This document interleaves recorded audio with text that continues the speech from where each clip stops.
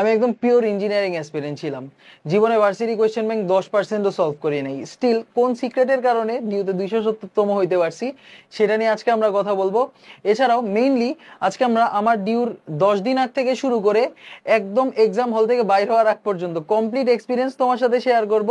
আমি এখানে কোনটা ঠিক করছি, কোনটা ভুল করছি, এবং তুমি আমার থেকে ভালো করার জন্য কি করতে পারবা সেটা নিয়ে ডিসকাস করব। সো শুরু থেকে শেষ পর্যন্ত দেখতে হবে।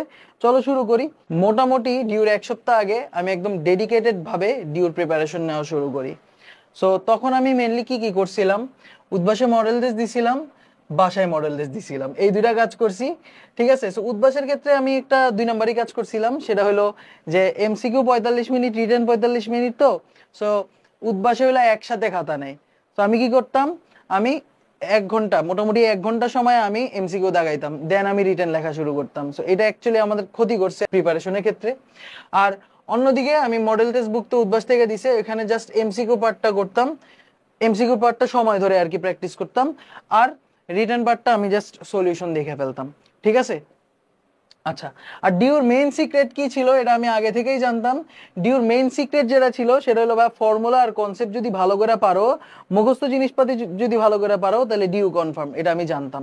বাট আমাদের টাইমে কোনো কোথাও, লিটারালি কোথাও মুখস্থ জিনিসপাতি এরপর ইম্পর্টেন্ট ফর্মুলা বা স্পেশাল নোট এগুলি কম্পাইল করা ছিল না। সো আমার অনেক কষ্ট করে এগুলি কম্পাইল করতে হয়েছে। সো আমি তোমাদেরকে যখন পড়ানো শুরু করলাম তখন আমার মনে হলো যে আমি যেটা আমার টাইমে পাই নাই সেটা আমি তোমাদেরকে দিয়ে দিব। এই কারণে ডিউ ম্যারাথনের সাথে আমাদের হ্যান্ডবুক কিন্তু ফিজিক্স আর কেমিস্ট্রি পুরাটা ফ্রি। এছাড়াও আমাদের হ্যান্ডবুকের স্যাম্পল আর ডিউ ম্যারাথনের রুটিন জানার জন্য আমাদের টেলিগ্রামে তুমি জয়েন দিতে পারো। সো বেসিক্যালি আমি এগুলি করছিলাম, কেমিস্ট্রি নিজের নোট বানায় মুখস্থ জিনিসপাতি পড়ছি, ফিজিক্স ম্যাথের স্পেশাল নোট ছিল, এছাড়াও ছোট ছোট যে ম্যাথ যেগুলি আসতে পারে ডিউতে ওগুলো আমি আগে থেকে একটু সলভ করে রাখছিলাম, শর্টকাট আর কি বেসিক্যালি। আচ্ছা, আর ডিউর 1 সপ্তাহ আগে কোনো ক্লাস করার মতো তো কিছু নাই ভাই, আমাদের সময় ম্যারাথন ছিল না, এইসব কিছু ছিল না। সো ক্লাস অ্যাকচুয়ালি আমি ডিউর 1 সপ্তাহ আগে করি নাই। তবে কিছু না পড়া যাওয়ার থেকে বায়োলজি অ্যাটলিস্ট ক্লাস করে যাওয়া ভালো। সো বেসিক্যালি আমি কি করছি, বায়োলজি ভার্সিটি কোয়েশ্চেন ব্যাংক সলভের ক্লাস করে গেছি, ভার্সিটি কিউবি সলভ ক্লাস করে গেছি। সো ভালোই হেল্প দিছিল এই ক্লাসগুলি আমাকে। ওকে, আর ডিউর 1 দিন আগে কিচ্ছু মনে নাই ভাই আমার লিটারালি কিচ্ছু মনে নাই। আমার জাস্ট একটা জিনিস মনে আছে, সেটা হলো যে ভাই বিকালবেলা পরন্ত বিকেলে আমি জাস্ট একটু বসছি, ডিউ কোয়েশ্চেন ব্যাংক, কিন্তু ভার্সিটি কোয়েশ্চেন ব্যাংক না, ডিউ কোয়েশ্চেন ব্যাংক নিয়ে বসছি। বায়োলজি দেখি তো কি কোয়েশ্চেন আসে, কত কঠিন কোয়েশ্চেন আসে। সো কোয়েশ্চেন উল্টায় পাল্টায় দেখতেছি, সাপ নিয়ে কি কোথায় আলোচনা করা হয়, হারপেটোলজিতে আলোচনা করা হয়। সো এইটা পড়ছি, এটা মনে আছে। আর এরপর কি পড়ার মধ্যেই আমি ঘুমাই গেছি, বইয়ের উপর ঘুমাই গেছি, আর কিছু মনে নাই ডিউর এক্সামের আগের দিন। ওকে, আর ডিউ এক্সামের দিন কি হয়েছে, ডিউ এক্সামের দিন সিএনজিতে করে ডিউ ক্যাম্পাসে গেছি, ওইখান থেকে ওই যে লেদার ইঞ্জিনিয়ারিং বিল্ডিং এ সম্ভবত আমাদের পরীক্ষা ছিল। সো গিয়া দেখি আমার বন্ধুর ওই জায়গায় সিট পারছে। সো বন্ধুর সাথে বসলাম, কথাবার্তা বললাম, ওই আর নোট নিয়ে গেছে, আমি আমার নোট নিয়ে গেছি, দুইজন একজনের নোট শেয়ার করে পড়তেছি। ভালোই লাগলো, বন্ধুর সাথে বন্ডিং হলো এরপর হলো গেট খুলে দিছে, আমরা ঢুকে গেছি এক্সাম হলে। পরে গেট ঢুকে দেখি আমাদের স্কুলের অনেকগুলি বন্ধু আইসা বসছে, সম্ভবত রেজিস্ট্রেশন নাম্বার অথবা রোল নাম্বার কাছাকাছি হওয়ায় একই বিল্ডিং এ সিট পড়ে গেছে, একই রুমে পড়ে নাই, একই বিল্ডিং এ পড়ে গেছে। তো ভালোই ছিল, ঢুকলাম আমরা। আচ্ছা, এরপর আসলো প্রশ্ন ওএমআর দিকে মাথা দিছে চক্কর ভাই, লিটারালি তুমি বিশ্বাস করবা না, বোর্ড কোয়েশ্চেন দেখছো না, বোর্ড কোয়েশ্চেনের সিকিউ এর মতো ছোট কোয়েশ্চেন, লিটারালি এই যে বোর্ড কোয়েশ্চেনের সিকিউর মতো ছোট কোয়েশ্চেন, এই যে এরকম ছোট কোয়েশ্চেন, এর মধ্যে দেখো বাংলা আছে ইংলিশ আছে ভাই, বাংলা আছে, বাংলার পাশে ইংলিশ আছে, আবার কি এই যে প্রত্যেকটা ডিটেইল আবার কোয়েশ্চেনে লেখা ভাই, মানে অ্যাজাম্পশনস গুলিও কোয়েশ্চেনে সুন্দর মতো করে লেখা। ঠিক আছে, আর দেখো ফাঁকা কিন্তু জায়গা নাই। এটা লিটারালি, এটা সাইজ তোমাকে যদি বলি, এটা সাইজ হলো ভার্সিটি না সরি, বোর্ড কোয়েশ্চেনের সিকিউ পার্টের মতো, এত ছোট সাইজ, একটুখানি সাইজ। ওইখানে আমার করা লাগবে, ক্যালকুলেশন করা লাগবে, দেখা পুরো মাথা মুথা ঘুরে গেছে। বাংলা পড়তে পড়তে হঠাৎ ইংলিশ পড়া শুরু করে দিছি, ইংলিশ পড়তে পড়তে বাংলা পড়া শুরু করে দিছি। এছাড়াও দেখো তারা কিন্তু ইচ্ছা করে 2 নাম্বারই করে, দেখো তারা কি করছে, কত বড় শয়তান তারা। এখানে আবার 0.00 কেন দেওয়া লাগে ভাই, আপনি 13 লিখতে পারেন না স্যার, না, এই ইচ্ছা করে তোমার মাথা ঘুরানোর জন্য এরকম দিয়া রাখা দিছে। সো এইগুলি দেখে মাথা ঘুরাই গেছে। সো আমি কোশ্চেন একটার পর একটা সলভ করা শুরু করছি, এমন ঘিঞ্জি অবস্থা, লিখতেছি শুরু করছি কিভাবে বলি তোমারে। আমার এক্সাম আমি শুরু করছি ফিজিক্স দিয়া। ফিজিক্সের প্রথম কোশ্চেনটাই ছিল যে CP by CB is equal to X হলে নিচের কোনটি সঠিক। সো আমার কিন্তু মুখস্থ আছে ফর্মুলা, স্টিল পরীক্ষার হলে আমি আবার রাফ করে অ্যান্সার করার ট্রাই করতেছি। ভাই what's wrong with you man? Rough করে যে CB by CB is equal to X, এরপর CB minus CB is equal to R, এই দুইটা আমি ক্যালকুলেশন করে সমাধান করতেছি। This was such a waste of time. মুখস্থ জিনিস মুখস্থ মাইরা দেওয়া উচিত ছিল। সব সমস্যা নাই, এটা করতেছি অ্যান্সার করতেছি। ফিজিক্স মোটামুটি একবার মোটামুটি দেখার পর আমি কেমিস্ট্রিতে চলে গেছি। কেমিস্ট্রিতে কি হলো, প্রথম কোয়েশ্চেন পারলাম, দ্বিতীয় কোয়েশ্চেনে আটকায় গেলাম। দ্বিতীয় কোয়েশ্চেনে কি ছিল জানি, ব্যাপন হার চাইছে, ঠিক আছে। সো ব্যাপন হার তো আমরা জানি যে আসলে কি, ব্যাপন হার তোমার ইনভার্সলি প্রপোর্শনাল টু √m, তাই না? আণবিক ভরের বর্গমূলে ব্যস্তানুপাতিক। যার আণবিক ভর বেশি তার ব্যাপন হার কম। বাট এবার কি করলো তারা, সাথে তাপমাত্রা লাগাই দিছে। আমি আবার ইঞ্জিনিয়ারিং ক্যান্ডিডেট, আমি তো নর্মালি চিন্তা করতে পারি না। আমি কি করছি, CRMS বের করতে গেছি, RMS বেগ বের করতে গেছি, 3RT/m, যে যার RMS ভ্যালু বেশি, RMS বেগ বেশি, তার তো ব্যাপন হারও বেশি হবে। তো এই কাহিনী করতে গিয়ে আমার ওইখানে আবার মাথা নষ্ট হয়ে গেছে, যে তাড়াতাড়ি মিলে না কেন, হ্যান্ড ক্যালকুলেশন করতেছি ভাই, রুটের ক্যালকুলেশন করতেছি, এটা দরকারই ছিল না। ঠিক আছে, আচ্ছা গেল। এরপর আমরা কি করলাম, এরপর যখন হুশ ফিরলো যে হায় হায় এটা আমি কি করতেছি, তখন আমি তাড়াতাড়ি মুখস্থ যেগুলি আছে ওগুলি আমি আমার অ্যাকচুয়াল স্ট্র্যাটেজিতে ব্যাক করলাম আর কি। মুখস্থ যেগুলি আছে সেগুলি দাগানো শুরু করলাম। সো সেগুলি দাগায় এবার আমি ম্যাথে ঢুকছি। ঠিক আছে, সো ফিজিক্সের পরে আমি গেছি কেমিস্ট্রিতে, কেমিস্ট্রির পরে আমি গেছি ম্যাথে। ঠিক আছে, সো এর মধ্যে বায়োলজিও সম্ভবত দেখতেছিলাম, আমার বায়োলজির কিছু কিচ্ছু মনে নেই ভাই। অনেস্টলি স্পিকিং আমার এক্সাম হল এক্সপিরিয়েন্সে বায়োলজির কথা কিচ্ছু মনে নেই। বায়োলজি আমি মুখস্থগুলি দাগাইছিলাম আমার যতদূর মনে পড়ে। ঠিক আছে, সো ম্যাথ শুরু করছি, ম্যাথে দেখি যে বারবার আটকায় যেতেছি কোশ্চেনগুলিতে। ঠিক আছে, সলভ করার সময় একটা করতে গিয়ে আটকায় যেতেছে। আর যার উপর কোশ্চেনগুলি দেখতেই পারতেছো কি লেভেলের ঘিঞ্জি ছিল, কি লেভেলের ঘিঞ্জি ছিল না। সো কয় নাম্বারের বদলে পরেরটা দাগাই ফেলছি, বুঝছো? একটা কোশ্চেনের বদলে এর পরেরটা দাগাই ফেলছি। সো পরেরটা দাগাই ফেলছি, ভালো কথা। আমার ওখানে মাথা ঠান্ডা রাখা উচিত ছিল, পরেরটা দাগাই ফেলছি, মাথা ঠান্ডা রাখা উচিত ছিল না। আমি কি করছি, ওই কোশ্চেন আমি যে ভুল যে দাগাইছি, মানে একটা বদলে যে আরেকটা দাগাইলাম, যেটা ভুল দাগাই ফেলছি ওইটা ঠিক হয়েছে কিনা ওইটা চেক করা শুরু করছি ভাই। ওইটা তো দাগাই ফেলছি, ওইটা আবার চেক করা লাগে কেন? শুদ্ধি পরীক্ষা করার জন্য আমার সময় দিছে, আমি আমার প্রেশিয়াস টাইম শুদ্ধি পরীক্ষায় কাটাই দিতেছি, এটা একটা ভুল হয়েছে। আচ্ছা ভালো কথা। এরপর আমি এই যে অ্যান্সার করতেছি, একটার পর একটা অ্যান্সার করতেছি। সো হইলো এর মধ্যে আমাদের মোটামুটি 45 কোয়েশ্চেন সম্ভবত অ্যান্সার করছিলাম, 45+, 50টার মতো দাগাইছে আমার যতদূর মনে পড়ে। 50টার মতো দাগায়া আমি জাস্ট কোয়েশ্চেন নিয়ে নিছে আমাদের থেকে, MCQ পার্ট নিয়ে নিছে। আচ্ছা, এবার আসলো রিটেন পার্টে।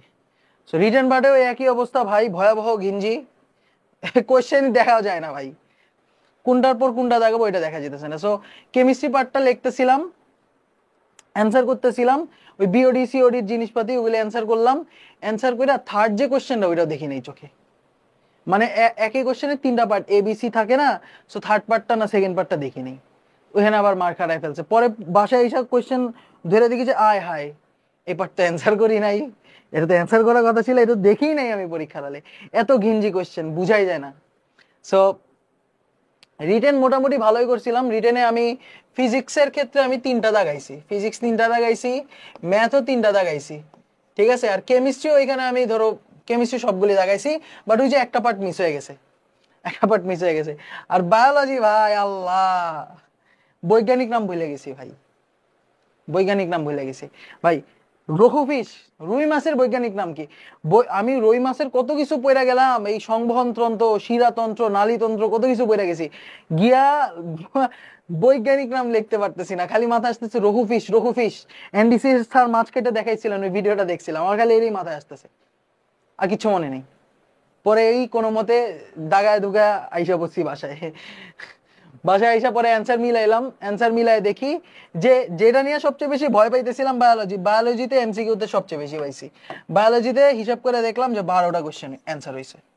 ম্যাথের ক্ষেত্রে আমার হয়েছিল 12টা, কেমিস্ট্রির ক্ষেত্রেও 12টার সামথিং, ফিজিক্সের ক্ষেত্রেও 12টার কাছাকাছি হয়েছিল। বাট এখানে কিছু নেগেটিভ মার্কিং আছে, এখানেও কিছু নেগেটিভ মার্কিং ছিল, ঠিক আছে। আচ্ছা, আর রিটেনের ক্ষেত্রে ফিজিক্সে মোটামুটি তিনোটা যেহেতু ডাকাইছি, অলমোস্ট তিনোটাই কনফার্ম ছিল। ওকে, ম্যাথের ক্ষেত্রেও মোটামুটি তিনোটাই কনফার্ম ছিল।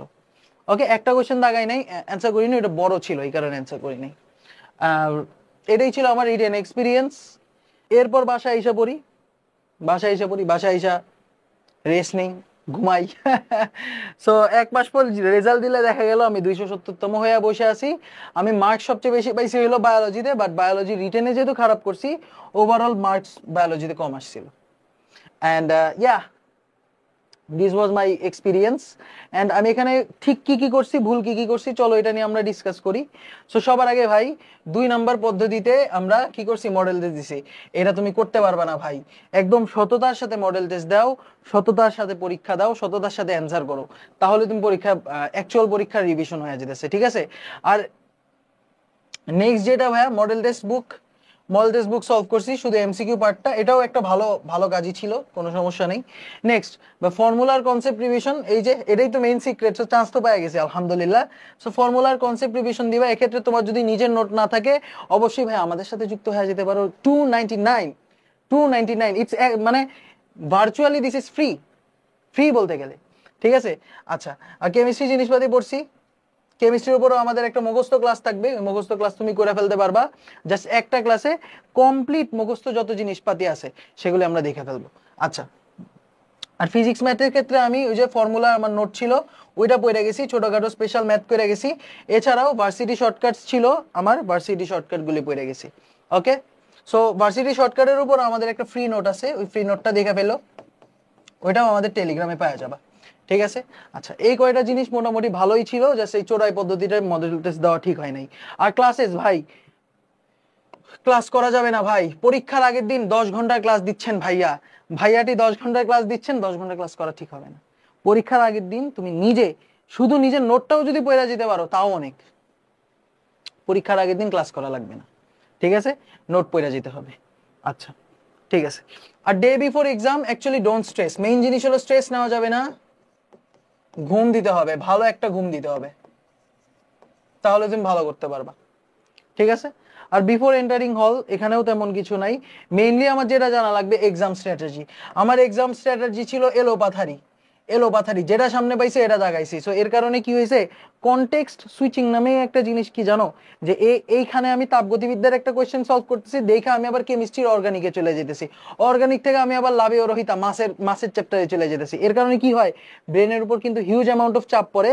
এবং এক্সাম হলে কি হয়েছে জানো, আমি লিটারালি আমার হাত পা থর করে কাঁপতেছিল, এমন একটা অবস্থা, ভূমিকম্প হইতাছিল এখানে। আর খাতা যখন নিয়ে যায়গা ম্যাডাম, তখন একটা মেয়ে কি করছে জানো, একটা মেয়ে জোরে জোরে কোশ্চেন পড়া শুরু করছে, মানে ওইখানে প্যানিক অ্যাটাক করে লিটারালি ব্রেকডাউন হয়ে যেতেছে এক্সাম হলে। সো এরকম ভাবেই কিন্তু ডিজাইন করা হয় তুমি যাতে ব্রেকডাউন হয়ে যায় তোমার। সো অবশ্যই একটু সতর্ক থাকা লাগবে, স্ট্র্যাটেজি ফলো করতে হবে ভাই। আমার মতো এলোপাথারি দাগানো ঠিক হবে না। সবার আগে তুমি 5 মিনিট আগে যেহেতু কোশ্চেন দিবে, তাহলে তোমার কোশ্চেন ভালো করে চেক করে নিতে হবে, ঠিক আছে। বলবে যে এটার প্রিন্ট ঠিক আছে কিনা, পেজ কম বেশি আছে কিনা, একটু চেক করে দেখো তো বাবারা। তখন তুমি কি করবা, তখন তুমি ফিজিক্স কেমিস্ট্রি ম্যাথ এক এক এক চোখে দেখে নিবা বুলায়া, ঠিক আছে। এবং তুমি কি করবা, চোখ বুলায় একবার কোশ্চেন দেখার পর, হ্যাঁ, চোখ বুলায় একবার কোশ্চেন দেখার পর তুমি টোটাল 3টা রান দিবা। কয়টা রান ভাই, 3টা রান। ফার্স্ট রানে তুমি ইজিগুলি বা মুখস্থ ইজি বা মুখস্থগুলি ধরবা, যেগুলি চিন্তা করা লাগে না ভাই, লিটারালি চিন্তা করা লাগে না, দরকার পড়ুক 10টা দাগাইছো মাত্র তাও হবে, তুমি 60টা কোশ্চেন দেখে 10টা দাগাইছো তাও হবে, ঠিক আছে। সো ইজিগুলি আগে, মুখস্থগুলি আগে দাগাবা। সেকেন্ড স্টেপ ভাই, এক ফর্মুলার ম্যাথগুলি নেক্সট দাগাবা, নেক্সটে। এবং থার্ড হলো এরপর তুমি একটু চিন্তাশীল ম্যাথগুলি যেগুলি আছে বা মিডিয়াম, এগুলি ধরবা। মেইনলি এইখানেই তোমার 45 প্লাস অ্যান্সার করা হয়ে গেছে। ইজিগুলি দাগাবা বা মুখস্থগুলি যেগুলি আছে দাগাবা, দেন এক ফর্মুলার যে ম্যাথগুলি আছে বা শর্টকাটের ম্যাথগুলি আছে সেগুলি দাগাবা। নেক্সট হলো মিডিয়াম, যেগুলি একটু চিন্তা করা লাগে এগুলো দাগাবা। সো অলরেডি তোমার চান্স হয়ে গেছে ডিউতে, 45 প্লাস অ্যান্সার করে ফেলছো, হয়ে গেছে ভাই, কোনো চিন্তা নেই। আর রিটেনের ক্ষেত্রে অ্যাকচুয়ালি 45 মিনিট টাইম পাইতেছো, চিন্তা করে ভালোভাবে ঠান্ডা মাথায় অ্যান্সার করবা, তাইলেই হবে।